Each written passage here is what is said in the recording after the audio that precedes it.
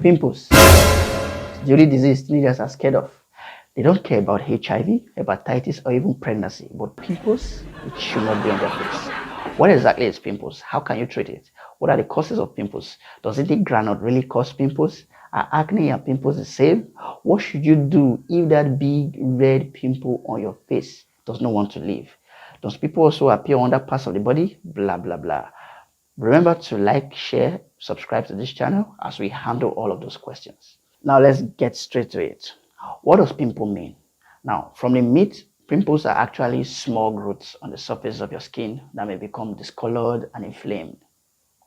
Now, they can appear anywhere in your body, although they are common on the face, back, shoulders, and chest. To better understand, let's delve into the various types of pimples. Now, there are 6 major types of pimples. Oh God. We have whiteheads, blackheads, nodules, papules, pustules, and cysts. Whiteheads are relatively small and are usually formed under the skin, and as their name suggests, they have white heads. Blackheads, on the other hand, are not related to black David, but they are formed on the surface of the skin and are usually colored black, but like black David. Unlike popular belief, this type of pimple is caused by the accumulation of dirt on the face. Trying to scrub it off may even cause more problem that you already have. Now, you see those pink and red rounded bumps on your skin? That is papules. Papules are small pimples full of pus, but pretty solid and painful. Nodules are the same as papules, but just bigger, painful, and embedded inside the skin. The last type of pimple is cyst. Whenever you burst a pimple and it leaves scars, you definitely just tempered with a cyst. It is more painful than every other kind of pimple. So now you know the various types of pimple. The next big question is, why do we have pimple? Is it because of granules you ate last night or witches? Sir, what are the causes? Now, what you eat can be a significant factor in getting pimple, but it goes beyond that. Now, let's get a little bit medical. People develop when oil glands, also called sebaceous glands, are clogged and become infected. Now, this clogging and infection make the gland swell up and fill with pus. So what makes the oily gland get clogged? The oily gland can get clogged by several reasons, such as what you eat, how much you stress yourself, your hormones, and genetics. Eating certain foods such as chocolate, fried foods, cow milk, carbohydrates such as white bread, donuts, sugary drinks, and animal proteins such as beef or chicken can increase your risk of having pimple. You can't completely eliminate some of this food, I understand. All you have to do is minimize and eat them in measured sizes, especially the fried and greasy ones. Now, secondly, hormones are the commonest cause of pimples, especially in teenagers. Now, puberty comes with a staggering rate of hormone fluctuation, the same with pregnancy. So when your hormone level fluctuates, your body increasingly increases a waxy oil called sebum. This is what clogs your pores and boom, pimples. Now the next thing is stress. Stress don't activate pimples, but can make your hormone levels fluctuate to release waxy substance that clog your pores. So are you struggling with pimples? Try reducing stress. You will definitely see changes. Beyond your hormones, your genetic may directly or indirectly cause pimple. Now, those who have oily skin may have a higher chance of having pimple. So check your family tree. Did your father struggle with pimples when he was younger? Well, that's the reason why you have that. So how do you know what's on your chest is a pimple and not any other kind of skin disease? Now, the most common symptoms of pimples are fleshly colored bumps with black center. Pain usually occur when the bumps experience impact. Maybe when you press it, the bumps are red, pink, itching. The bumps are growing bigger. The bumps leave dark spots and scars when you remove them. So what can be done to prevent pimples? I know this is why you're here. So washing your skin regularly, especially the face. However, overwashing can actually aggravate the growth of pimples. So washing twice a day is actually perfect. Don't scrub your skin too harshly. It may cause skin irritation, inflammation. Also, don't pop or burst your pimples. It doesn't make them go away and can leave permanent scars on your face. Now, cut down and minimize foods that can increase the chance of pimples on your skin. Then, overly exposing yourself to the sun can lead to sunburn, and sunburn can make your body overproduce oils, which can block oil glands, which can also cause pimples. Also, avoid skincare products with excessive oil ingredients. Remember, the more the oil, the higher the chances of having a pimple. Finally, reduce your stress levels. So, yes, that's technically all that there is to pimples. But what if you already have pimples? Well, thankfully, pimples are treatable and you can outgrow them. How do you treat pimples? Apart from the precautions mentioned earlier, Other ways to treat pimples are by compression, spot treatments, and using medications. Now, compression involves applying a damp, warm towel on a pimple to bring the pulse closer to the surface of your skin. After compressing, avoid every temptation to press the pimple. It can give you black spots. Now, spot treatments are for people with clear skin but occasional pimples. It involves applying dry lotions and cream only on the pimple to help eliminate them. Finally, medicines can help treat pimples too. Most of these drugs are over the counter and easily accessible. Now, these medications help to reduce inflammation, kill bacteria, clear the clogged pores and glands. Now, apart from over the counter medication, there are a few medicines that can be prescribed by your healthcare professional to help take care of pimples. Now, some of them include oral antibiotics, oral contraceptives to combat fluctuating hormones. Now, this is for teenage girls and older women. Then there's also benzoate, there's retinoids, there's salicylic acid. Finally, I advise you to visit the pharmacist or a dermatologist. Dermatologists are medical professionals trained to diagnose and treat skin disorders. Now, before we round off this video, let's demystify a popular notion that acne and pimples are the same. Well, they are actually not the same. Now, this is it. All pimples are a type of acne, while all acne are not pimples. Acne is like a pro-mass version, and red users, I hope you get the gist too. But of course, both skin conditions are actually treatable. So we have come to the end of this video. I hope you found it really helpful and exciting. If you do, please let me know in the comment section. Ensure you like, share, and subscribe to this channel. Thank you, and see you in my next video. Bye-bye. Bleaching creams. The major reason why many girls in Abuja are not single. A mini silence for those who use products that bleaches them. Forget it, we don't have a minute for those kind of people who believe that everything black is bad and will do anything to peel off their skin. Today, we'll be talking about bleaching creams and how they affect us. And before we continue, you should like, subscribe, and share this video to anyone you feel is being bleached. Now, simply put, bleaching creams are creams that have ingredients that can peel off the outer layer of your skin. Now, what you have to do is picture peeling yam or oranges. As soon as you peel off the backs, which represent your melanin, what you have becomes porous and can predispose you to many kind of conditions. And now, this is dangerous in many ways. And one of such ways is that they can cause kidney poison. And this is the reason why most of these products have been banned repeatedly and are pulled off the shelves in several pharmacies and supermarkets. Now, bleaching creams contain some chemicals ingredients like hydroquinone, corticosteroids, and or mercury. Now, these chemicals work by inhibiting or stopping the effect of melanin. And melanin is what gives your skin the dark or chocolatey color. Now, bleaching creams offer nothing but an eventual thinning of the skin. It increases the sensitivity of the skin, especially to ultraviolet rays which come from the sun. Now, persistent and continuous use can lead to irregular and unusual skin darkening and eventual body odor. And this is why those high-class ladies will spend so much to get perfumes that can perfectly mask their terrible odors. Now, common misconception is that bleaching creams provide a faster and permanent solution to getting lighter skin. This is not true.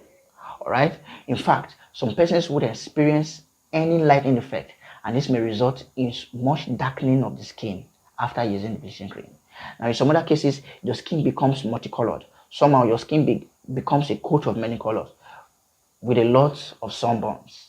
Now, another misconception about using bleaching creams is that people believe that when they use this product, they will appear socially and societally appealing to people around them.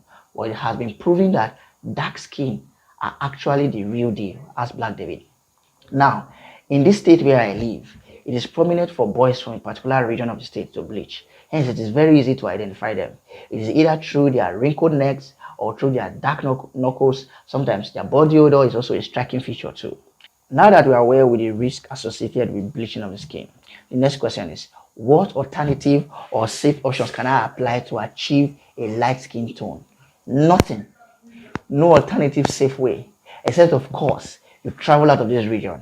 Leave Nigeria. That is the only solution. Now, the climate in a new region can help reduce the activities of your melanin and make your skin lighter.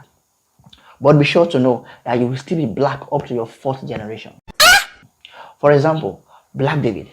He's trying all his best not to be black since he left Nigeria. Now, this is a picture of him when he got a heartbreak from a girl that hated this god. This was a picture of him in the airport, black. And this was him just a few years after, still black. Now, would you say Black David should use bleaching cream? He tried, but no one worked for him. Anyway, that's not the point. I don't think he would anyway, because he knows the health implications. Now, I know someone is saying, but sir, what can be done if I want my real color to show? Nothing. Your real color is the color you have currently. If you stress yourself, it will reflect on your skin. If you live a good, rested, and healthy life, it will reflect on your skin too. Now, let me give you this analogy. You know how when you take less water, your urine becomes all colored and golden yellow. Now, imagine you are focused on taking different drugs just to change the color of your urine, when in reality, it is just a reflection of your hydration level. Now, the same thing applies to your skin. Back to Black David. Now, in this picture, he and Fegor were trekking all over the University of Benin trying to discover aluminium. Now, they decided to rest under this bamboo tree. Of course, the bamboo tree was where they dropped all their spare parts that they've gotten all over the campus. All right. Now, here is Black David under the natural AC God gave to the United States. No cream, and you see how his skin is popping there. Climate and good life.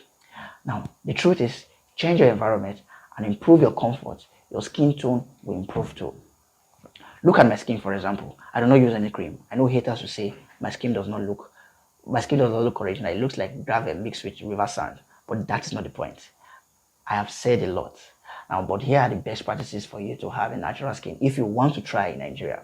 First of all, use non-medicated creams and soaps, something basic. I cannot mention brands on this show because I don't want to do free advert for any of them, but go to the pharmacy and ask your pharmacist if he can recommend a good non-medicated soap for you. Also, avoid sunlight as much as possible. You cannot be hugging the sun every 30 minutes and want to have a good skin. Your skin will definitely be the opposite of the sun, black as coal. Now, take a lot of fruits. Stay hydrated. Always drink lots of water. This will help your skin stay moisturized. Avoid stress by all means and have good sleep. Lack of sleep will make your skin wrinkle.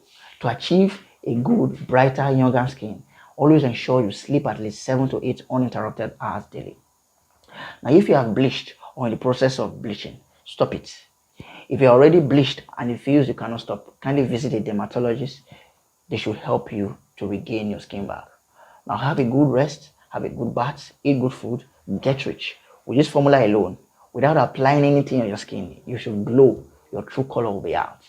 Now, I would love to say this. It is important to celebrate and embrace the beauty of our diversity in the tone of our skin. By accepting our unique and diverse skin tones and challenging societal beauty standards, we can improve body positivity and encourage self-love. Lastly, always know that real beauty lies in diversity, confidence, and authenticity.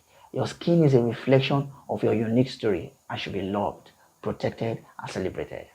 With this, we have come to the end of today's video. Thank you and God bless you. Bye-bye. HIV and AIDS, the only virus that decided to come as a twin. Welcome to the Health Show. Today, we will talk about HIV and how it develops to AIDS. We'll also discuss some modern innovations on how to treat the virus. Now, in the early 1980s, a previously unknown virus surfaced, leaving scientists puzzled. Eventually, it was identified as the human immunodeficiency virus, or HIV. Now, this microscopic predator is responsible for causing the acquired immune deficiency syndrome, commonly known as AIDS. Now, the journey to unravel the origins of this virus and its exponential spread was a race against time, with researchers striving to grasp its devastating impact. Now, over 4 decades have passed since the initial discovery of HIV, and its repercussion has still been staggering. According to the World Health Organization, roughly 38 million people worldwide have been infected, resulting in approximately 33 million deaths. Now, such statistics underscore the urgency and the significance of this global public issue. Devastatingly, HIV and AIDS disproportionately affect vulnerable communities, amplifying the need for awareness and education to combat this insidious virus. Now, this is how the virus infects. The virus attacks mainly and destroys the body's immune system. Now, it leaves the individual susceptible to various opportunistic infections and diseases. All right. Now, it predominantly spreads through unprotected sexual intercourse, sharing needles, and usually from mother to child during childbirth or breastfeeding. Although significant advances have been made in treatment, there is currently no cure for HIV. Now, making prevention and early detection very crucial. Now, it is crucial to mention that HIV is not transmitted through casual hugging, through kissing, and even being close to someone. It can also be transmitted through using or sharing personal stuff like utensils, makeup kits, toilets. Unfortunately, HIV and AIDS have carried an unjustifiable stigma, often leading to discrimination and isolation of those that are infected. Now, it is imperative that we discourage and stop the misconceptions surrounding the virus in order to foster a supportive environment for those living with HIV. Now, education plays a pivotal role in dismantling the unfounded fears associated with transmission and ensuring that there is no one left to bear this burden alone. Let us join together in compassion and empathy in combating the ignorance with knowledge and understanding. Education is the cornerstone of prevention, empowering individuals to protect themselves and others. Now, condoms, regular testing, and access to harm reduction programs are vital in preventing the transmission of HIV. Now, how do you prevent being infected with HIV and AIDS? First of all, you have to practice safe sex. If you don't have a trusted partner yet, always ensure you use protection always. Also, do regular checkups. I will also encourage that abstinence is the best way to prevent HIV. You can abstain till you have a trusted partner and wife. Now, always avoid sharing sharp objects like needles, blades, and syringes. This could be a big risk factor in contracting the virus.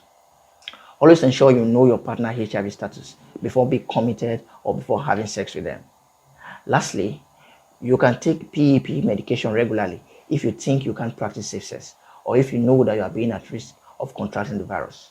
As of now, we only have medications that can suppress the replication of the virus at an early stage. Also, I also love to mention that blood transfusion is a good humanitarian act. Now, the fear that one could contract HIV when you present to donate blood is real. However, you should not be afraid. Most syringes and needles are mostly disinfected and disposed of after use. Also, you could always ask if they are new, sterilized needles and syringes, if this will help you reduce your anxiety anyway. Medical research relentlessly seeks a cure to finally rid the world of this pervasive threat. However, eradicating HIV and AIDS requires the collaborative efforts of governments, healthcare systems, and individuals like you who spread awareness and advocate for equality. Now, together, I believe we'll be able to overcome HIV/AIDS with the right knowledge and with collaboration that will provide to those who have the virus. Remember, our collective actions hold the power to change lives. However, I also love to talk about some myths and misconceptions about this virus. One of the common myths that is being peddled around today is that the AIDS pandemic is over. This is not true. The virus is still very much rampant today, and we are always at risk. Another rumor or myth is that only one certain group of people is at risk. This is absolutely false. Everyone is at risk and could be infected. Therefore, everyone should ensure that they abstain from activities that could make them get infected. Another misconception is that you can tell if someone has HIV by their appearance. That is not true. No one can tell if anyone has the virus, especially at a very early stage. This is because everything seems pretty normal during this stage. You have no idea. And mostly, people say this a lot. There is a cure for HIV. No, there is no cure for HIV yet. Even though there are a lot of attempts and research that have been going on to help reduce the spread of the virus, but there's no cure. So until next time, stay compassionate, stay informed, and continue to show empathy to those persons who you think may have the virus. Thank you, and see you in our next video. Bye-bye. Running stomach, the only condition that makes you sweat under air condition. It is just right below heartbreak, especially when it is done like this. I don't think I can do this anymore. See, I really care about you. I care about you so much, but I need someone that can be there for me, and you're always so busy with your camera work or your papers, and I can't do it anymore. I need someone to take care of me, someone to care for me, someone that understands that I get lonely sometimes, and that's not you right now. I need someone this high and you're so low, and I'm sorry, it's not you, it's me. I just need more. You see that boy resembles Black David when he's hungry. Look at his neck. How did you even get such an understanding girl in the first place? Pity. It's alright. Now back to our topic. Running stomach is regarded as any disturbances happening in the guts, the intestine, or the lower part of the stomach. Now, most of the time, this usually results to diarrhea, which is the eventual and major symptom of running stomach. Other symptoms could also include nausea and vomiting. Now, frequent stooling, cramps, fever, dehydration, and weight loss are the major symptoms of a running stomach, with dehydration being the most probable cause of death from the condition. Yes, people die from this condition. In fact, the WHO puts it among the 5 leading causes of child mortality. So every time you visit the toilet, you let out a portion of your life, which is also known as slow death. Now, some of the microorganisms that causes diarrhea include E. coli, Salmonella species, Shigella, rotavirus, and Clostridium. Now, with rotavirus being the major causes in children. Now, all of these microorganisms can lead to what is known as food poisoning. Now, when you hear food poisoning, it doesn't always mean that someone tried to poison you. The term is a general term that most times means a patient has ingested a food that was poorly processed or stored.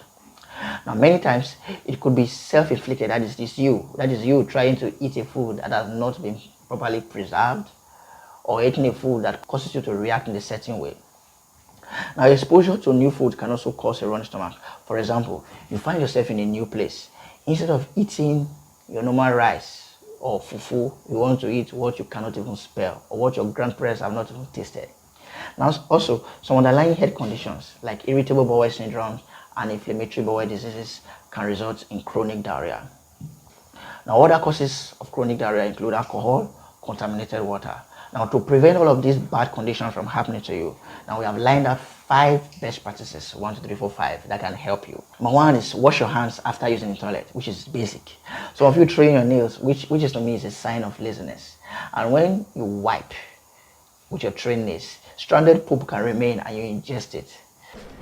Apart from the fact that we appreciate you for trying to recycle your own poop, it may lead to your own death. Okay? So also, what you can also do is that eat food that you're already familiar with. If you want to try out a new food, ensure you have the whole day to yourself in your house, and probably the next day too, so you don't mess up. I mean, literally and figuratively. It therefore means that Mondays are not the best time to try new food. Do that on a Friday or maybe Saturday. When you have a running stomach, ensure you stay hydrated. You can make your own ORS solution in the house to get hydrated. What you just have to do is get 1 liter of water. A good measurement is in 1 liter ever water. Add 6 teaspoons of sugar, not tablespoon, teaspoon, and half teaspoon of salt. Now mix thoroughly in the ever water till it dissolves, and use that to rehydrate yourself until you can visit the doctor. Eat food that can firm your stool. For example, bread without water can firm your stool. Take gari, not soaked but raw, just like that. I did not say gari flakes, neither did I say cornflakes.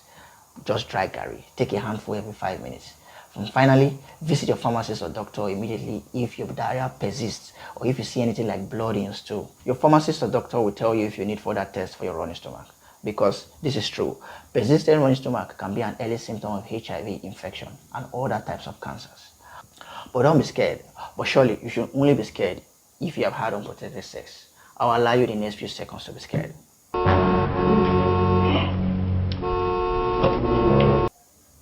Alright, good. Now that you're scared, we have now come to the end of this video. Now, thank you for watching. Please do like, share, and subscribe to our channel. See you in our next video. Bye for now.